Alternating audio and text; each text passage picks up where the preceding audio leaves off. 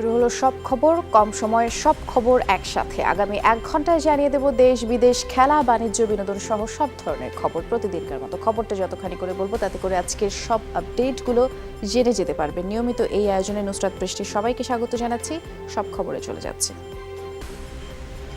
জাতির মেধাবী সন্তানদের হারানোর দিন 14ই ডিসেম্বর। ৭১-এর এই দিনেই পাক হানাদার বাহিনী তাদের এদেশীয় দোসরদের নিয়ে মাঠে নামে বাঙালিকে মেধা শূন্য করার মিশনে। দেশের জন্য নিবেদিত প্রাণ মানুষগুলো এক মুঠো মাটি পাননি, এক গ্লাস পানিও পাননি। ভবিষ্যতে আর কেউ যেন বাংলাদেশের মানুষের ভাগ্য নিয়েও ছিনিমিনি খেলতে না পারে, এ দায়িত্ব জনগণকে নিতে হবে বলে জানিয়েছেন প্রধানমন্ত্রী শেখ হাসিনা। সকালে রাজধানীর কৃষিবিদ ইনস্টিটিউশনে শহীদ বুদ্ধিজীবী দিবস উপলক্ষে আওয়ামী লীগের আলোচনা সভায় এমন মন্তব্য করেছেন তিনি। বলেছেন, পরাজয় নিশ্চিত জেনে পাকিস্তানিদের দোসররা বুদ্ধিজীবীদের হত্যায় সহযোগিতা করেছে। রাজাকার আল শামস আল বদররা জাতিকে মেধা শূন্য করতে চেয়েছিল, তেমনিভাবেই বিএনপির আমলে দেশকে ধ্বংসের দিকে নিয়ে যাওয়া হয়েছে। মেধা বিকাশের কোনো সুযোগ দেওয়া হয়নি।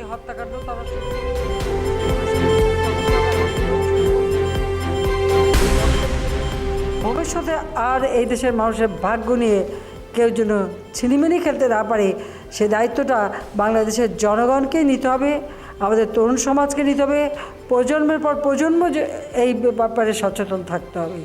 বাংলাদেশ যেভাবে এগিয়ে যাচ্ছে অর্থনৈতিকভাবে, রাজনৈতিকভাবে, সেভাবে এগিয়ে যাবে। বিশ্ব সবাই যেন বাংলাদেশ তার মর্যাদা নিয়ে চলতে পারে। দর্শক, শহীদ বুদ্ধিজীবী দিবস উপলক্ষে ময়মনসিংহে প্রদীপ প্রজ্বলনের আয়োজন করা হয়েছে। সহকর্মী হোসাইন শাহিদকে দেখতে পাচ্ছি, আমার সাথে যোগ দিয়েছেন তিনি এই মুহূর্তে। শাহিদ, শুনতে পাচ্ছেন নিশ্চয়ই, এই আয়োজন সম্পর্কে একটু বিস্তারিত জানতে চাচ্ছি।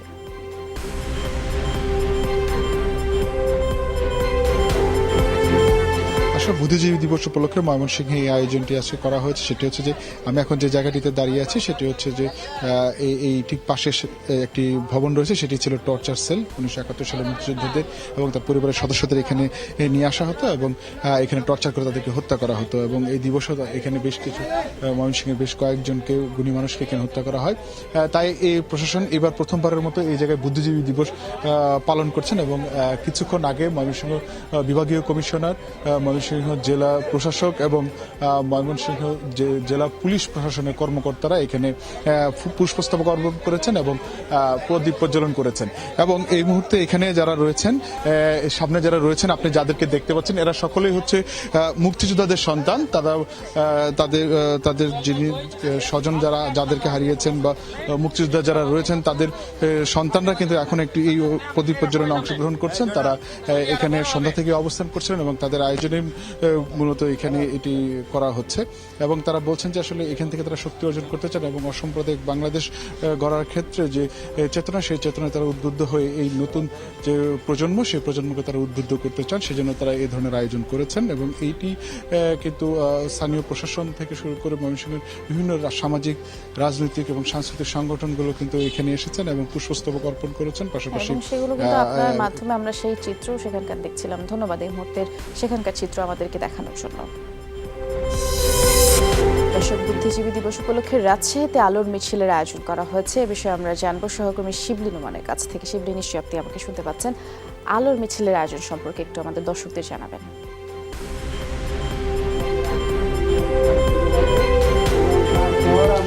আলোর মিছিলটি কিন্তু এইমাত্র রাজশাহী মহানগরীর সাহেববাজার, আলুপট্টি এই এলাকাটি প্রদক্ষিণ করে এই মুহূর্তে নগরীর ভুবনমোহন পার্কে যে শহীদ মিনার রয়েছে, সেই শহীদ মিনার চত্বরে এসে শেষ হয়েছে।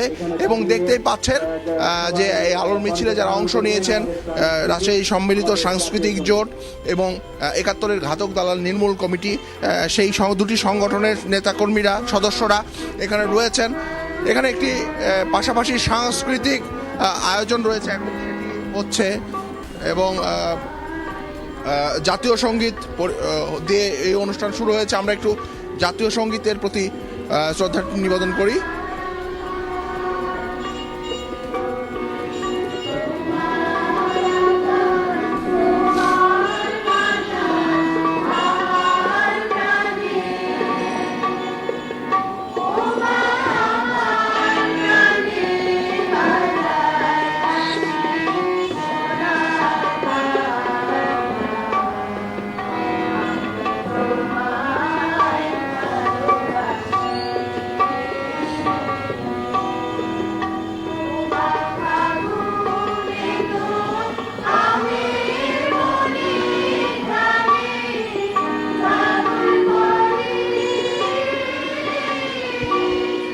আসলে এখানে সাংস্কৃতিক অনুষ্ঠান এখন শুরু হতে যাচ্ছে।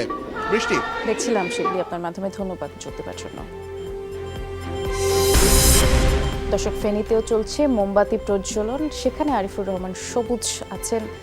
রহমান আছেন। আরিফ আমার সাথে যোগ দিয়েছেন। আরিফ, শুনতে পাচ্ছেন নিশ্চয়ই, কেমন দেখছেন এই মোমবাতি প্রজ্বলন আয়োজন?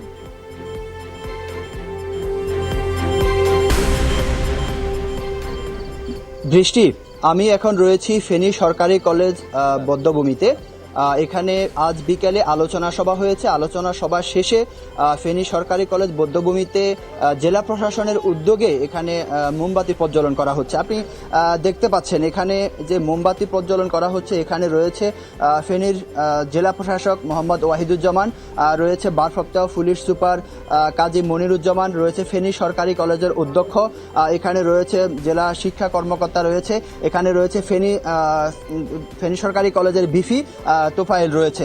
আপনাকে জানিয়ে রাখি যে ফেনী সরকারি কলেজ এটি হচ্ছে ফেনীর একটি ঐতিহ্যবাহী কলেজ, এবং কি যে স্বাধীনতা যুদ্ধে যে সকল ফেনীর সূর্য সন্তানরা এখান থেকে যুদ্ধ করেছে, ফেনী সরকারি কলেজের ছাত্ররা এখানে তারা যুদ্ধ করছে। ফেনী পাক হানাদার বাহিনীর এটি একটি টার্গেটে পড়েছে। পাক হানাদার বাহিনী বিমানে করে নেমে এখানে যে সকল সূর্য সন্তানরা এখানে ছিল তাদেরকে ধরে এনে এখানে যে গোলবার ছিল, গোলবারের সাথে বেঁধে তাদেরকে গুলি করে হত্যা করেছে এবং কি তাদেরকে মাঠে চাপা দিয়ে রাখে। সেই ফেনী সরকারি কলেজের যে এখন অনার্স বিল্ডিংটি রয়েছে সেখানে মূলত তাদেরকে মাঠে চাপা দিয়েছে। সেখানে বধ্যভূমি আসলে করা হয়নি, তার পাশেই এখানে ফেনী সরকারি কলেজের বধ্যভূমি রয়েছে।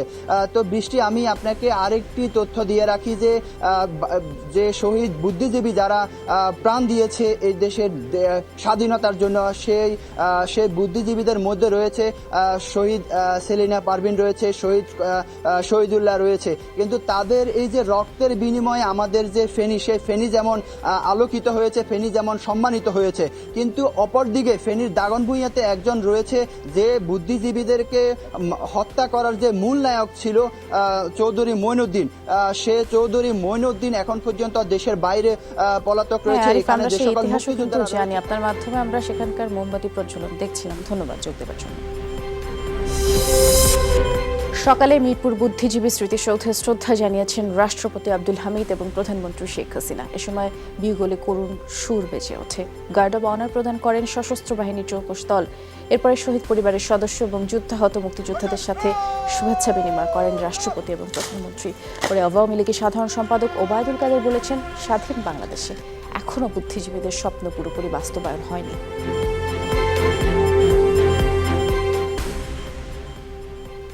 বুদ্ধিজীবীরা যে স্বপ্ন দেখেছিলেন, যে স্বপ্নে তাদের আত্মবলিদান, সেই স্বপ্ন এখনো পুরোপুরি পূরণ হয়নি। স্বাধীনতা পাগল, মুক্তি পাগল বাঙালিদের উপর হামলা চালিয়েছিল, বুদ্ধিজীবীদের হত্যা করেছিল। সে সাম্প্রদায়িকতার বিষ বাষ্প এখনো বিষ চড়াচ্ছে সারা বাংলাদেশে। মিরপুরের শহীদ বুদ্ধিজীবী কবরস্থানে দেশের সূর্য সন্তানদের প্রতি শ্রদ্ধা নিবেদন করেছেন তাদের পরিবারের সদস্যরা। সকালে মিরপুর ও রায়েরবাজার বুদ্ধিজীবী স্মৃতিসৌধে ফুল দিয়ে শ্রদ্ধা নিবেদন করেন তারা। দৈনিক সংগ্রাম পত্রিকায় যুদ্ধাপরাধী কাদের মোল্লাকে শহীদ উল্লেখ করায় ক্ষোভ প্রকাশ করেছেন তারা। এদিকে আগামী বছর বুদ্ধিজীবী দিবসের আগে শহীদ বুদ্ধিজীবীদের তালিকা প্রকাশ করা হবে বলেও জানিয়েছেন মুক্তিযুদ্ধ বিষয়ক মন্ত্রী আকমা মোজাম্মেল হক। রাষ্ট্রের অপরাধীকে শহীদ বলা রাষ্ট্রদ্রোহিতার শামিল। সুতরাং রাষ্ট্রদ্রোহিতার জন্য আমি মনে করি যে সংবাদের সম্পাদক এবং মালিক তাদের বিচার হওয়া উচিত। রাজাকারদের সঠিক তালিকাটা অত্যন্ত প্রয়োজন এবং আমাদের মুক্তিযুদ্ধের সঠিক চেতনার আমরা যারা, আমাদেরকে আরও বেশি সংঘবদ্ধ থাকতে হবে। জাতির অবশ্য প্রত্যাশা এবং দাবি যাতে শহীদ বুদ্ধিজীবীদের তালিকা চূড়ান্তকরণ করা হয়। তা আমরা আগামী 14ই ডিসেম্বরের মধ্যে এটা চূড়ান্ত করে প্রকাশ করব। শ্রদ্ধা জানিয়েছেন বিএনপি মহাসচিব মির্জা ফখরুল ইসলাম আলমগীরও। এ সময় তিনি বলেছেন, দেশের স্বাধীনতার চেতনা বলে কিছু নেই, তাই সবাইকে গণতন্ত্র রক্ষায় ঐক্যবদ্ধ শপথ নেওয়ার আহ্বান জানিয়েছেন তিনি। খালেদা জিয়া মুক্তিযুদ্ধের সময় গৃহবন্দী ছিলেন উল্লেখ করে মির্জা ফখরুল বলেছেন, তাকেই আজ বিনা কারণে জেলে আটকে রাখা হয়েছে। ভারতের এনআরসি সাম্প্রদায়িক সম্প্রীতি নষ্ট করবে বলে মন্তব্য করেন মির্জা ফখরুল।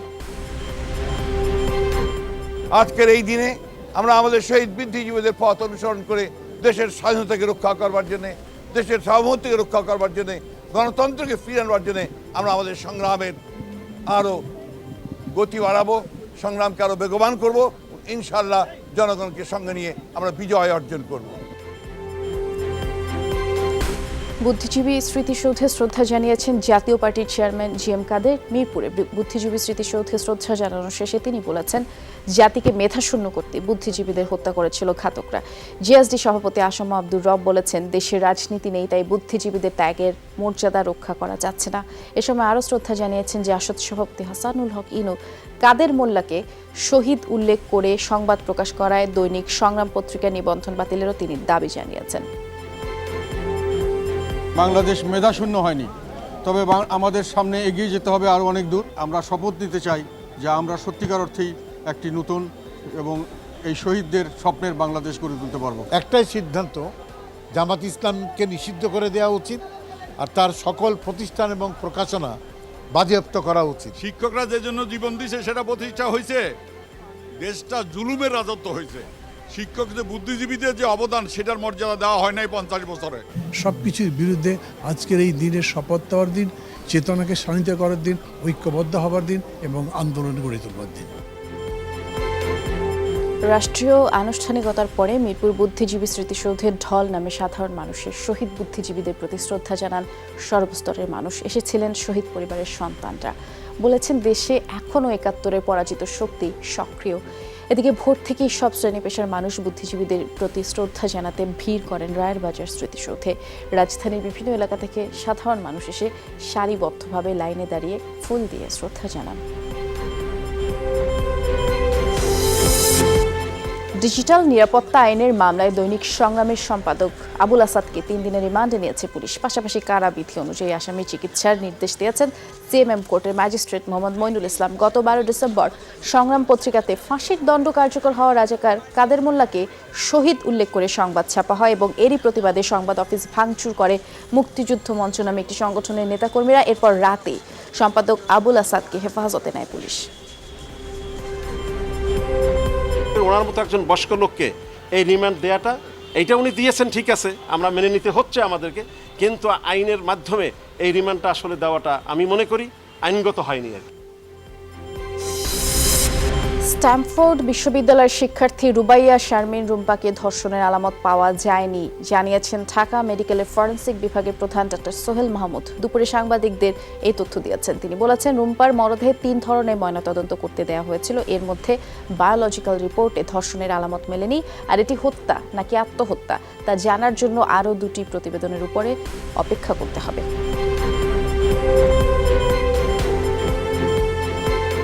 ফোর্সফুল সেক্সুয়াল ইন্টারকোর্সের কোনো আলামত পাইনি এবং মাইক্রোবায়োলজিক্যাল রিপোর্টও নেগেটিভই আসছে। পোস্টমর্টম রিপোর্টের ফাইন্ডিংস পর্যালোচনা করে আমরা একটা প্রাথমিক রিপোর্ট পুলিশকে আগামী রোববার 15 তারিখ আমরা পুলিশে সরবরাহ করব। কেরানীগঞ্জের প্লাস্টিক কারখানায় অগ্নিকাণ্ডের ঘটনায় রাসেল নামের আরও একজনের মৃত্যু হয়েছে। এ নিয়ে ভয়াবহ অগ্নিকাণ্ডে নিহতের সংখ্যা বেড়ে দাঁড়ালো 14 জনে। আজ সকালে শেখ হাসিনা বার্ন ও প্লাস্টিক সার্জারি ইনস্টিটিউটের নিবিড় পরিচর্যা কেন্দ্রে চিকিৎসাধীন অবস্থায় রাসেলের মৃত্যু হয়। ঢাকা মেডিকেলের বার্ন ইউনিটে এখনও 17 জনের চিকিৎসা চলছে, তবে তাদের কেউ এখনও শঙ্কামুক্ত নন বলে জানিয়েছেন চিকিৎসকরা। আমার ফ্যামিলির অবস্থা খুবই খারাপ, একদমই খারাপ। আমি আর আমার ভাই, আমার আব্বা অসুস্থ, মা তো বাসায় থাকে, আমার ভাই আর আমি সংসারটা চালাইতাম।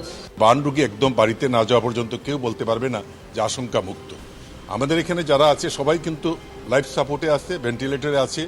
আমরা আমাদের সাধ্যমতো চেষ্টা করে যাচ্ছি, বাকিটা উপহারের ইচ্ছা। এবং মাননীয় প্রধানমন্ত্রী প্রতিদিনই খোঁজ নিচ্ছেন রোগীদের জন্য, যা যা করার সে ব্যাপারে সর্বাত্মক নির্দেশ দিয়েছেন।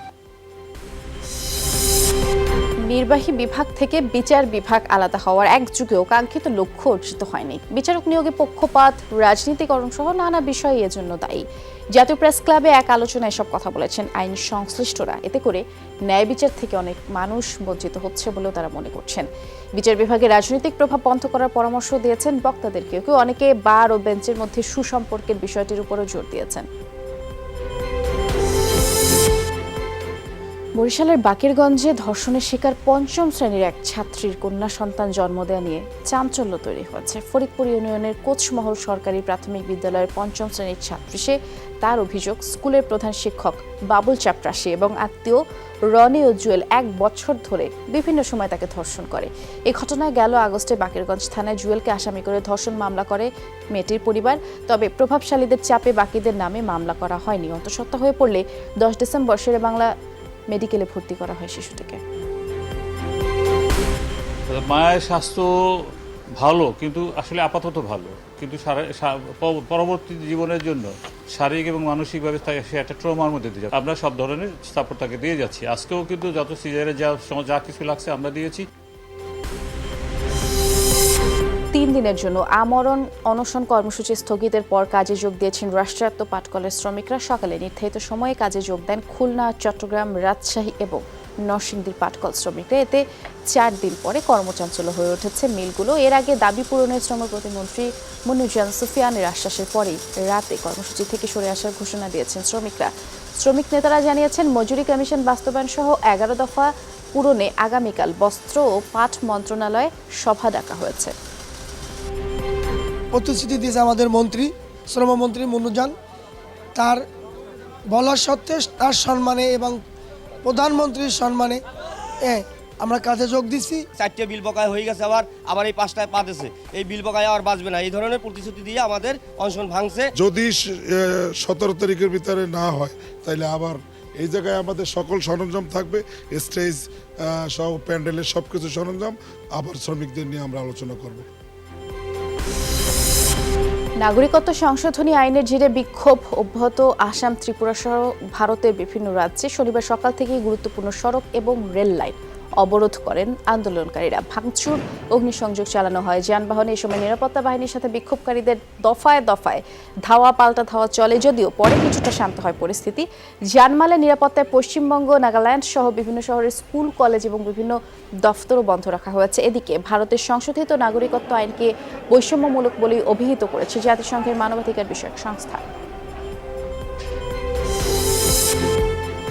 নতুন আইন বিধিমালার মাধ্যমে ভারতের অর্থনীতিকে একাই ধ্বংস করছেন প্রধানমন্ত্রী। আজ নয়াদিল্লিতে ভারত বাঁচাও আন্দোলনে এই অভিযোগ করেছেন রাহুল গান্ধী। কংগ্রেসের শীর্ষ নেতাদের অভিযোগ, সিএবি, এনআরসির মতো ইস্যুগুলো নিয়ে সরকার করছে বিভাজনের রাজনীতি, যাতে করে সাম্প্রদায়িকতা বাড়াচ্ছে।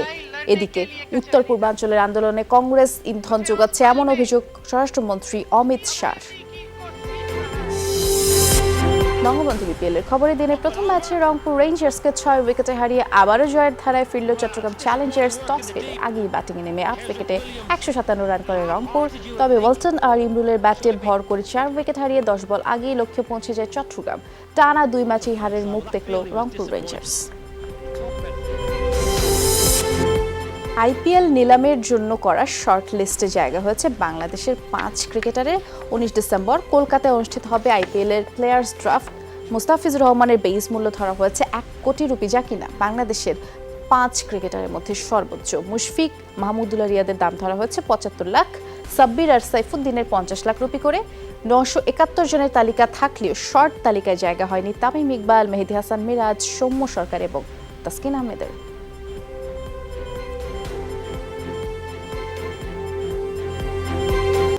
আবারও শহীদ বুদ্ধিজীবী দিবসের খবরগুলো জানাবো। সারা দেশের যথাযোগ্য মর্যাদা এবং বিনম্র শ্রদ্ধায় জাতির সূর্য সন্তানদের স্মরণ করেছে সর্বস্তরের মানুষ। সকাল থেকে চট্টগ্রামের পাহাড়তলী বধ্যভূমিতে শ্রদ্ধা নিবেদন করছে বিভিন্ন সামাজিক, সাংস্কৃতিক এবং রাজনৈতিক সংগঠন। শ্রদ্ধা জানিয়েছে নানা শ্রেণী পেশার মানুষ। সে সময় তারা বলেছেন, এখনও দেশ বিরোধী ষড়যন্ত্র চলছে, এটি প্রতিহত করতে মুক্তিযুদ্ধের চেতনায় সবাইকে ঐক্যবদ্ধ হতে হবে। সাইকেল ট্রাভেলার্স অফ সিলেটের শ্রদ্ধা নিবেদনের মধ্য দিয়ে সিলেটে শুরু হয় বুদ্ধিজীবী দিবসের আনুষ্ঠানিকতা। সকালে সংগঠনটির পক্ষ থেকে শহীদ বুদ্ধিজীবীদের শ্রদ্ধা জানানো হয়। এ সময় শ্রদ্ধা জানাতে আসেন সর্বস্তরের মানুষ। জেলা প্রশাসক কার্যালয়ে অনুষ্ঠিত হয় আলোচনা সভা, আলোকচিত্র প্রদর্শনীও ছিল তখন। রাজশাহীতেও নানা আয়োজনে পালিত হচ্ছে শহীদ বুদ্ধিজীবী দিবস। সকালে প্রশাসনিক ভবন থেকে র্যালি বের করে রাজশাহী বিশ্ববিদ্যালয় কর্তৃপক্ষ। এতে বিশ্ববিদ্যালয়ের ভিসি, শিক্ষক, শিক্ষার্থী, কর্মকর্তা, কর্মচারীরা অংশ নেন। দিবসের প্রথম প্রহরে খুলনা গল্লামারী স্মৃতিসৌধে শহীদ বুদ্ধিজীবীদের প্রতি শ্রদ্ধা জানান মুক্তিযোদ্ধারা। পরে একে একে শ্রদ্ধা নিবেদন করে আওয়ামী লীগ, বিএনপি সহ বিভিন্ন সামাজিক, রাজনৈতিক এবং স্বেচ্ছাসেবী সংগঠন। বিনম্র শ্রদ্ধা এবং যথাযোগ্য মর্যাদায় বরিশালে পালিত হচ্ছে শহীদ বুদ্ধিজীবী দিবস। সকালে নগরীর কালেক্টরেট সংলগ্ন শহীদ মুক্তিযোদ্ধা স্মৃতি ফলকে পুষ্পার্ঘ্য অর্পণের মধ্য দিয়ে বুদ্ধিজীবীদের প্রতি শ্রদ্ধা জানায় সামাজিক, রাজনৈতিক সহ বিভিন্ন সংগঠন এবং সিটি কর্পোরেশনের কাউন্সিলরদের নিয়েও শ্রদ্ধা জানাতে আসেন মেয়র সাইনিয়াবাদ সাদিক আব্দুল্লাহ। আগামী বছরের 10 জানুয়ারি থেকে বঙ্গবন্ধুর জন্মশতবার্ষিকী উদযাপনের ক্ষণ গণনা শুরু হবে এবং এই কাউন্টডাউনের উদ্বোধন করবেন প্রধানমন্ত্রী শেখ হাসিনা। ক্ষণ গণনার এই কেন্দ্রীয় কাউন্টডাউন ডিসপ্লে বসানো হবে জাতীয় সংসদ ভবনের দক্ষিণ প্লাজায়। বেলা 11টার দিকে স্থানটি পরিদর্শন করেন উত্তর সিটি কর্পোরেশনের মেয়র আতিকুল ইসলাম। এ সময় বঙ্গবন্ধুর জন্মশতবার্ষিকী উদযাপন কমিটির প্রধান সমন্বয়ক আবু নাসের কামাল চৌধুরী উপস্থিত ছিলেন। পাবলিক বিশ্ববিদ্যালয়ে সান্ধ্যকালীন কোর্স বন্ধ চান না অধ্যয়নরতরা, আর নিয়মিত শিক্ষার্থীরা বলছেন কোর্স বন্ধ করা হোক। সাবেক ইউজিসি চেয়ারম্যান একে আজাদ চৌধুরী বলছেন সীমিত করা উচিত সান্ধ্যকালীন মাস্টার্স কোর্স, বন্ধ কোনো সমাধান নয়। সান্ধ্য কোর্সের যৌক্তিকতা নির্ধারণে কমিটি গঠন করেছে ঢাকা বিশ্ববিদ্যালয়। তবে নতুন শিক্ষার্থী ভর্তিও চলছে। 73 অধ্যাদেশ অনুযায়ী ঢাকা, চট্টগ্রাম, রাজশাহী, জাহাঙ্গীরনগর বিশ্ববিদ্যালয় চলে। যদিও এখানে লেখা ইভিনিং MBA, বাট আমাদের যে সার্টিফিকেটটা দেওয়া হয় সেখানে কিন্তু ইভিনিং লেখা থাকে না। আমাদের যেমন ক্যাপাসিটি বাড়াচ্ছি, এই সুযোগে তো রাষ্ট্রের যে প্রোডাক্টিভিটি, ঠিক আছে, সেটাও তো বাড়তেছে। আমি Dhaka university regular masters student, Arabic লিটারেচারে আমি জব করতেছি ব্যাংকে। হ্যাঁ, আমি একজন ব্যাংকের অপারেশন ম্যানেজার। তা আলটিমেটলি আমাকে আমার ভিন্ন একটা ট্র্যাকে যে আমাকে জব করতে হয়েছে। তা আলটিমেটলি আমাকে স্কিল গেইন করার জন্য আমার এই কোর্সের ডিমান্ড মার্কেটে তৈরি হয়েছে। যেটা করা যায় একদম বন্ধ না করে সীমিতকরণ করা। আমাদের একটা দুর্নাম তৈরি হচ্ছে, তার কারণ তারাও ঢাকা ভার্সিটির সিল নিয়ে বের হচ্ছে, আমরা ঢাকা বিশ্ববিদ্যালয়ের সিল নিয়ে বের হচ্ছি। অনেক ফেমাস বিশ্ববিদ্যালয় part time course, professional course হার্ভার্ডেও আছে, অক্সফোর্ড এস জয়েন্ট প্রোগ্রাম, ক্যামব্রিজও আছে। তবে সেটা একটা সীমিত আকারে, স্পেশালিস্ট ফিল্ডে প্রফেশনালকে সীমিত, ঢালাওভাবে নয়। কক্সবাজারের টেকনাফে কথিত বন্দুকযুদ্ধে 2 জন নিহত হয়েছেন। পুলিশের দাবি তারা স্বরাষ্ট্র মন্ত্রণালয়ের তালিকাভুক্ত মাদক ব্যবসায়ী। গত রাত 3:30টার দিকে স্নীলা ইউনিয়নের রঙ্গিখালী গাজীপাড়ার পশ্চিম পাহাড়ের পাদদেশে এই ঘটনা ঘটেছে এবং পুলিশের ভাষ্য শুক্রবার রাতে 8,10,000 পিস ইয়াবা এবং আগ্নেয়াস্ত্রসহ মোহাম্মদ আমিন, মোহাম্মদ সোহেল, সৈয়দ নূর, সৈয়দ আলম নামে 4 জনকে আটক করে র্যাব এবং তাদেরকে ঘটনাস্থলে নিয়ে মাদক উদ্ধারে গেলে গোলাগুলিতে মারা পড়ে আমিন এবং সোহেল। সন্তোষজনক মজুদ এবং পর্যাপ্ত সরবরাহ থাকলেও চালের দাম কমছে না। চড়া দামে স্থির হয়ে আছে চালের বাজার। নতুন ধান উঠলেও তার প্রভাব নেই। দাম বৃদ্ধির জন্য ব্যবসায়ীদের কারসাজি আছে বলে মনে করছেন ক্রেতারা। দাম বৃদ্ধির যৌক্তিক কারণ দেখছেন না খুচরা ও পাইকারি বিক্রেতা, তাই মিল গেটে মূল্য তদারকির দাবি করছেন তারা।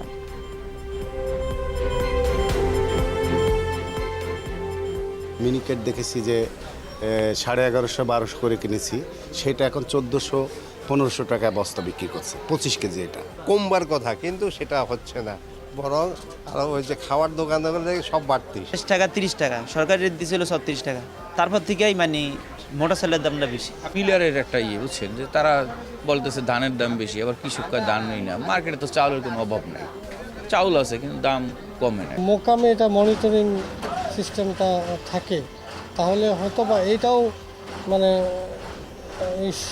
সহনীয় পর্যায়ে থাকবে। ব্যাংক চাপাচাপি করতেছে, শুধু তাই না, ইন্টারেস্টের হার বাড়াছে আরও, এবং খুবই চাপাচাপি করতেছে যে ওদের টাইমলি যে জমা দেওয়ার কথা যে টাকা সেগুলো জমা দিতে হচ্ছে। এরকম তো জমা দিতে যায়, এইদিকে কেনাকাটার কোনো আর খবর হচ্ছে না। চট্টগ্রামে জমে উঠেছে ফার্নিচার মেলা। ছুটির দিন হয় আজ নগরীর জিএসসি কনভেনশন সেন্টারে মেলায় ঢল নামে ক্রেতা এবং দর্শনার্থীদের। বাংলাদেশ ফার্নিচার শিল্প মালিক সমিতি আয়োজিত এই মেলায় 35টি প্রতিষ্ঠান অংশ নিয়েছে। স্টলে প্রদর্শিত হচ্ছে অত্যাধুনিক এবং বাহারি সব আসবাব। অনন্য মান আর শৈল্পিক ডিজাইনের সব আসবাব দেখে মুগ্ধ ক্রেতা এবং দর্শকরা। উচ্চ আদালতের নির্দেশনাও মানছে না অবৈধ ইট ভাটা মালিকরা। শিক্ষা প্রতিষ্ঠান, ধর্মীয় উপাসনালয় এবং কৃষি জমির পাশে গড়ে ওঠা ইটভাটায় এখনও উৎপাদন চলছে। মাঝে মধ্যে এসব ইটভাটায় অভিযান চালায় পরিবেশ অধিদপ্তর এবং উপজেলা প্রশাসনের ভ্রাম্যমাণ আদালত, অর্থদণ্ডও হয়। স্থানীয়দের অভিযোগ, প্রশাসনকে ম্যানেজ করে দীর্ঘদিন ধরে এসব ইটভাটার কার্যক্রম চলছে। শুল্কায়ন নীতির বৈষম্যের কারণে রিকন্ডিশন গাড়ির আমদানি এবং বিক্রি কমছে। অনেক ক্ষেত্রে নতুনের চেয়ে রিকন্ডিশন গাড়ির দাম দ্বিগুণ হয়ে যাচ্ছে। এতে করে ক্রেতারা আগ্রহ হারাচ্ছেন। এছাড়া উচ্চ সুদ হারের কারণেও গাড়ি কেনা কমেছে।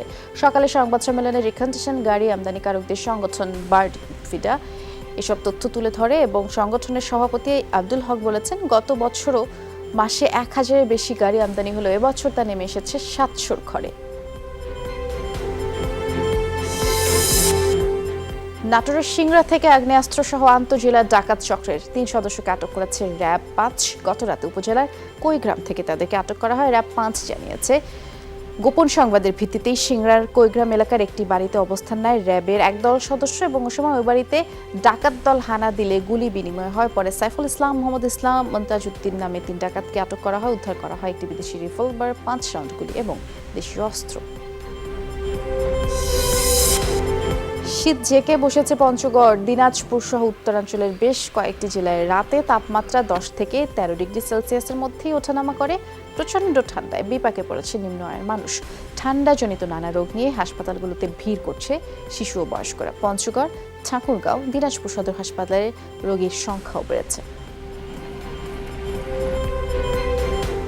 রাতে একটু ঠান্ডা বেশি, সকালে একটু মানে ঠান্ডা একটু কম লাগে রোদ উঠলে। সকালবেলা হাত পা একবারে বস হয়ে যায়, হাত পা তো ঠান্ডা অতিরিক্ত। গরিব মানুষ কামাই করি ভাত খাই, তা কি ঠান্ডা পান? ঠান্ডা তো আছে, ঠান্ডা ঠেলি দিয়ে পেট বাসা খাবে তো।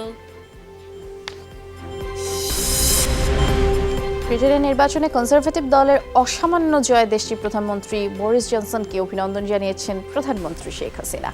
গতকাল পাঠানো এক শুভেচ্ছা বার্তায় অভিনন্দন জানান প্রধানমন্ত্রীর কার্যালয় থেকে এ তথ্য জানানো হয়েছে।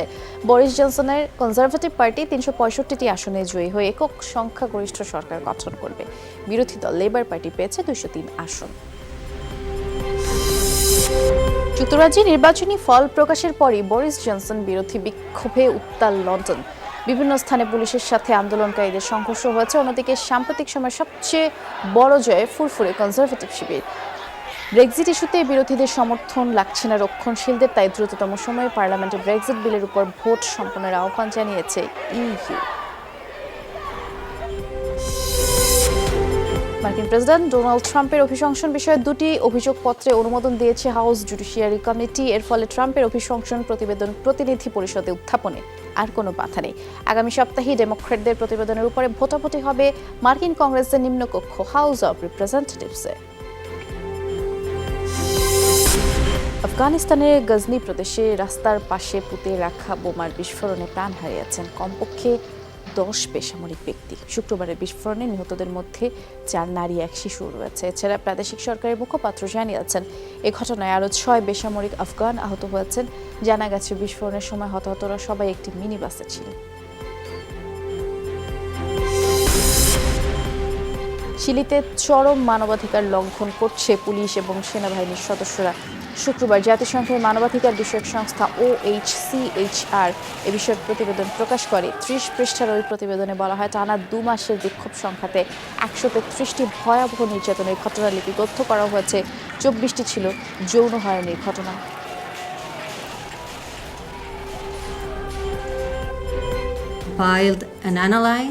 চিলিতে চরমভাবে লঙ্ঘিত হচ্ছে মানবাধিকার। এরই মাঝে ভুক্তভোগী 235 জনের সাক্ষাৎকারের ভিত্তিতে একটি প্রতিবেদন তৈরি করেছি আমরা। সাক্ষাৎকারদাতাদের মধ্যে 60 জন পুলিশ সদস্য, চিকিৎসক, বিচার বিভাগের সদস্যও রয়েছেন, যাতে স্পষ্ট অক্টোবরের মাঝামাঝি সময় থেকে বিক্ষোভকারীদের উপর চলছে সরকারের দমনপীড়ন।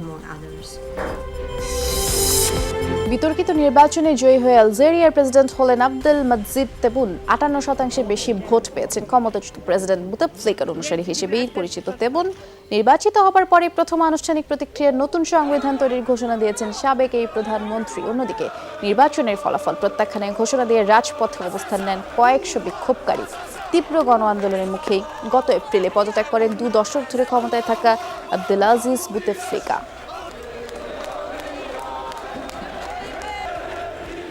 খালেদা জিয়ার গুরুতর অসুস্থতার তথ্য বেরিয়ে আসার ভয়ে স্বজনদের দেখা করতে দেওয়া হচ্ছে না বলে অভিযোগ করেছেন বিএনপির সিনিয়র যুগ্ম মহাসচিব রিজভী আহমেদ। বিকেলে নয়াপল্টনে বিএনপির কেন্দ্রীয় কার্যালয়ের জরুরি সংবাদ সম্মেলনে তিনি বলেছেন, প্রতি 7 দিন পর পর স্বজনরা বন্দীদের সাথে দেখা করতে পারেন। খালেদা জিয়ার সাথে স্বজনরা 31 দিন আগে দেখা করেছিল। শনিবার পূর্ব নির্ধারিত সাক্ষাতের অনুমতি থাকলেও হঠাৎ করে তা বাতিল করেছে কারা কর্তৃপক্ষ এবং স্বজনরা সাক্ষাতের জন্য বঙ্গবন্ধু মেডিকেলের উদ্দেশ্যে বের হলেও তাদের ফিরে যেতে হয়েছে। আমরা আশঙ্কা করছি দেশনেত্রী বেগম খালেদা জিয়া গুরুতর অসুস্থ। সেই কারণেই আসল রহস্য ফাঁস হওয়ার ভয়ে বেগম জিয়ার পরিবারের সদস্যদেরকে দেখা করার সুযোগ দেওয়া হয়নি। বেগম জিয়ার প্রতি শেখ হাসিনার আচরণ দেশ কাল সভ্যতার পক্ষে কলঙ্কের। বিএনপি চেয়ারপারসন খালেদা জিয়ার মুক্তির দাবিতে পাবনায় বিক্ষোভ মিছিল করেছে যুবদল। সকালে শহরের স্থানীয় বাংলাদেশ ঈদগাহ মাঠ থেকে একটি মিছিল বের করে যুবদলের নেতাকর্মীরা। এ সময় শহরের প্রধান সড়ক প্রদক্ষিণ করে মিছিলটি। স্লোগানে অবিলম্বে খালেদা জিয়ার মুক্তিরও দাবি জানান নেতাকর্মীরা। শরীয়তপুর সদরে ত্রাসের রাজত্ব কায়েম হয়েছে। সন্ত্রাসী রমিজ বাহিনী এটি করেছে। স্থানীয়দের অভিযোগ, চাঁদা না দিলে হামলা মারধর চলে, এমনকি ঘটছে নারী নির্যাতনের মতো ঘটনাও। এতে জিম্মি সাধারণ মানুষ। যদিও সব অপপ্রচার বলেই দাবি করছে বাহিনী প্রধান। এরই মধ্যে সন্ত্রাসী এই বাহিনীটির বিরুদ্ধে 18টি মামলাও হয়েছে। বিচারের দাবির আন্দোলনে ভুক্তভোগী মানুষ।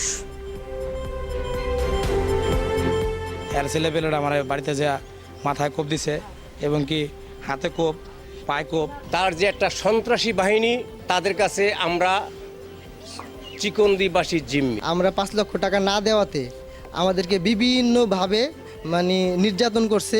আমার মেয়ের উঠাই নিয়ে ওই কানা রমিজ খার ছেলে দর্শন করছে। দর্শন করার পর আমার মেয়ে মনে করেন এখন মাথা খারাপ হয়ে আছে। বাজারে কোনো চাঁদাবাজি করে থাকে বা কারো তুমি যদি কেউ কইতে পারে আমাকে তুমি 2টা টাকা নিছে, এই দর্শন আমাদের আমার কোনো পোলার বিরুদ্ধে। মহান বিজয় দিবস উপলক্ষে 16 ডিসেম্বর রাজধানীর বেশ কিছু সড়কে যান চলাচল বন্ধ এবং সীমিত করেছে ডিএমপি। এদিন ভোর 5:30 থেকে দুপুর 1টা পর্যন্ত রাজধানীর খেজুরবাগান ক্রসিং থেকে রোকেয়া সরণি হয়ে মিরপুর 10 পর্যন্ত সড়কটি পরিহারের আহ্বান জানানো হয়েছে। একইভাবে শ্যামলী শিশু মেলা থেকে রোকেয়া সরণি, প্রধানমন্ত্রী কার্যালয় থেকে আগারগাঁও লিংক রোড, বিজয় সরণি থেকে ক্রিসেন্ট লেক হয়ে গণভবন ক্রসিং, বিআইসিসি ক্রসিংয়ে যান চলাচল বন্ধ থাকবে। এছাড়াও ওই দিন ভোররাত 3টা থেকে সকাল 9:30 পর্যন্ত গাবতলী সাভার সড়ক এড়িয়ে চলার আহ্বান জানিয়েছে ডিএমপি। আর একদিন পরেই 16 ডিসেম্বর বাংলাদেশের মহান বিজয় দিবস। গৌরবোজ্জ্বল এই দিনকে উদযাপন করতে কনসার্ট গৌরবময় বিজয়ের 48 বছর আয়োজন করছে ঢাকা মহানগর পুলিশ। 16 ডিসেম্বর দুপুর 2টা থেকে ঢাকা বিশ্ববিদ্যালয়ের মহসিন হল মাঠে এই বিজয় কনসার্ট অনুষ্ঠিত হবে। এতে গান পরিবেশন করবেন নগর বাউল জেমস, ফোক সম্রাজ্ঞী মমতাজ, ফকির আলমগীর এবং ব্যান্ড চিরকুট সহ অনেকেই। কুয়াকাটা সমুদ্র সৈকতে অবৈধ স্থাপনা নির্মাণের হিড়িক পড়েছে। অভিযোগ আছে ক্ষমতাসীন দলের নাম ভাঙিয়ে বেলাভূমি দখল করা হচ্ছে। এতে নষ্ট হচ্ছে সাগর কন্যা খ্যাত এই পর্যটন স্পটের সৌন্দর্য। স্থানীয়রা জানিয়েছেন, এসব বন্ধে প্রশাসনের কোনো নজরদারি নেই, জারি সুযোগ নিচ্ছে প্রভাবশালীরা। পর্যটন শিল্পের বিকাশে কুয়াকাটা সমুদ্র সৈকত অবৈধ দখলমুক্ত করার বিকল্প নেই।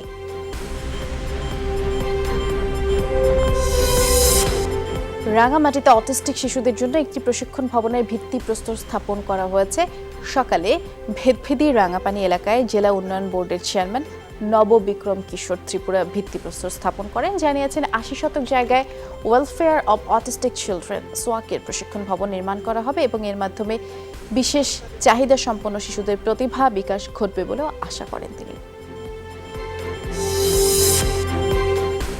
যাদের শ্রম আর ঘামে প্রতিদিন নিশ্চিত হচ্ছে নগরী পরিচ্ছন্নতা, কেমন আছেন সেই হরিজন সম্প্রদায়ের মানুষগুলো? বাংলাদেশের মানুষের গড়ায়ও বাড়ল বর্জ্য ব্যবস্থাপনা, পয়ঃনিষ্কাশনের কাজে নিয়োজিত কর্মীরা 50 বছরের বেশি আর বাঁচে না। তাদের দাবি, পিছিয়ে পড়া এসব মানুষের জন্য সংরক্ষিত কোটা বরাদ্দ থাকলেও বিভিন্নভাবেই বঞ্চিত হচ্ছেন তারা। পয়ঃনিষ্কাশন ও আবর্জনার সঠিক ব্যবস্থাপনা ছাড়া টেকসই উন্নয়ন লক্ষ্যমাত্রা অর্জন সম্ভব নয়। তাই এই পেশায় নিয়োজিত কর্মীদেরও আধুনিক প্রশিক্ষণ প্রয়োজন। খ্যাতিমান চলচ্চিত্র নির্মাতা আমজাদ হোসেনের প্রথম মৃত্যুবার্ষিকী আজ। নানা কর্মসূচিতে দিনটি পালিত হচ্ছে তার গ্রামের বাড়ি জামালপুরে। দুপুরে আমজাদ হোসেন চর্চা কেন্দ্রের উদ্যোগে শহরের তমালতলা থেকে একটি মৌন শোভাযাত্রা বের হয়। সেটি বকুলতলা হয়ে পৌর কবরস্থানে গিয়ে শেষ হয়। সেখানে জেলা প্রশাসনের ঊর্ধ্বতন কর্মকর্তারা ছাড়াও বিভিন্ন সাংস্কৃতিক সামাজিক সংগঠনের সদস্যরা আমজাদ হোসেনের কবরে ফুল দিয়ে শ্রদ্ধা জানান। ভারতের রাজধানী নয়াদিল্লিতে ভয়াবহ অগ্নিকাণ্ডে পুড়ে গেছে একটি প্লাইউড কারখানা। শনিবার ভোরের দুর্ঘটনায় কোনো হতাহতের খবর পাওয়া যায়নি। প্রশাসন জানিয়েছে স্থানীয় সময় ভোর 5টায় মুন্দুকা এলাকার কারখানায় আগুনের সূত্রপাত। বৈদ্যুতিক তারের কারণে সেটি ছড়িয়ে পড়ে এবং উল্টো দিকের একটি বাল্ব তৈরির কারখানায় ভয়াবহ বিস্ফোরণ ঘটে। সময় ফায়ার সার্ভিসের 21টি ইউনিট কয়েক ঘন্টার চেষ্টায় আগুন নিয়ন্ত্রণে আনে। নাইজেরিয়ায় বন্দির পর 4 বিদেশি স্বেচ্ছাসেবী কর্মীকে হত্যা করেছে দেশটির বিদ্রোহী সশস্ত্র সংগঠন বোকো হারাম। শুক্রবার এ তথ্য জানায় ফ্রান্স ভিত্তিক অ্যাকশন এগেইনস্ট হাঙ্গার নামের একটি বেসরকারি সংস্থা। বলা হয়, গেল জুলাই মাসে নাইজেরিয়ার উত্তর পূর্বাঞ্চলের শহর বর্ন থেকে প্রতিষ্ঠানটির 6 কর্মীকে অপহরণ করে বোকো হারাম এবং তাদের মধ্যে 4 জনকে হত্যার খবর নিশ্চিত করা হলেও বাকি 2 জনের কোনো তথ্যই পাওয়া যায়নি।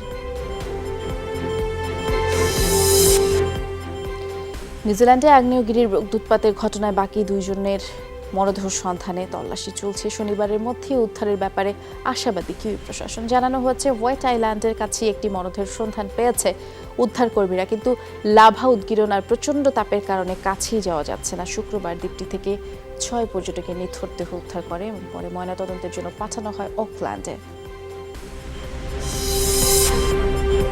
ফিলিস্তিনি শরণার্থীদের জন্য সহায়তা কার্যক্রম 3 বছরের জন্য বৃদ্ধির ঘোষণা দিয়েছে জাতিসংঘ। শুক্রবার সাধারণ পরিষদে এক ভোটাভুটির পরেই সিদ্ধান্ত আসে। ফিলিস্তিনি শরণার্থী সংস্থা UNRWA এর বিরুদ্ধে অনিয়মের অভিযোগ, তহবিল স্বল্পতার পরেও সংস্থার কার্যক্রম চালিয়ে যাওয়ার জন্য এর পক্ষেই ভোট দেন সদস্যরা। সাধারণ পরিষদে এ বিষয়ক বিলটির পক্ষে 169টি ভোট পড়ে। ভোট দেয়া থেকে বিরত ছিল 9টি দেশ।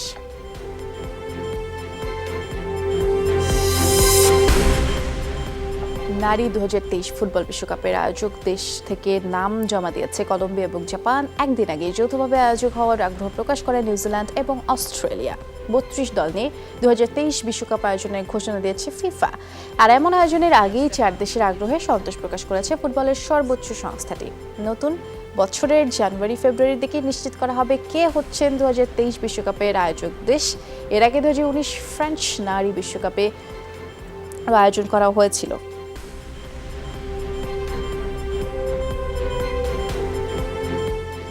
এসএ গেমসে 10 স্বর্ণপদক জয় করার সাফল্য উদযাপন করল আর্চারি ফেডারেশন। টঙ্গীতে আয়োজিত এই বিশেষ অনুষ্ঠানে যোগ দেন ঢাকা উত্তর সিটি কর্পোরেশনের মেয়র আতিকুল ইসলাম। ফেডারেশনের সাধারণ সম্পাদক রাজিবউদ্দিন আহমেদ চপল জানিয়েছেন, 6 থেকে 7টি স্বর্ণপদকের প্রত্যাশা ছিল, তবে সব স্বর্ণপদক জেতায় তারা আনন্দিত। ক্রীড়া প্রতিমন্ত্রী টঙ্গীর আহসানুল্লাহ মাস্টার আর্চারি স্টেডিয়ামকে আরও আধুনিক করতে সরকারের সহযোগিতারও আশ্বাস দিয়েছেন। নিলামে তোলা হয়েছে 1978 সালে নির্মিত জনপ্রিয় সুপারম্যান সিনেমায় ব্যবহৃত নানা সরঞ্জাম। মার্কিন এই সিনেমায় ব্যবহৃত সরঞ্জামের মধ্যে রয়েছে হ্যাট, গাউন, মোটরসাইকেল সহ অনেক কিছু। নিলাম কর্তৃপক্ষের প্রত্যাশা $1 লাখ থেকে $2.5 লাখ পর্যন্ত এসব সরঞ্জাম বিক্রি হবে।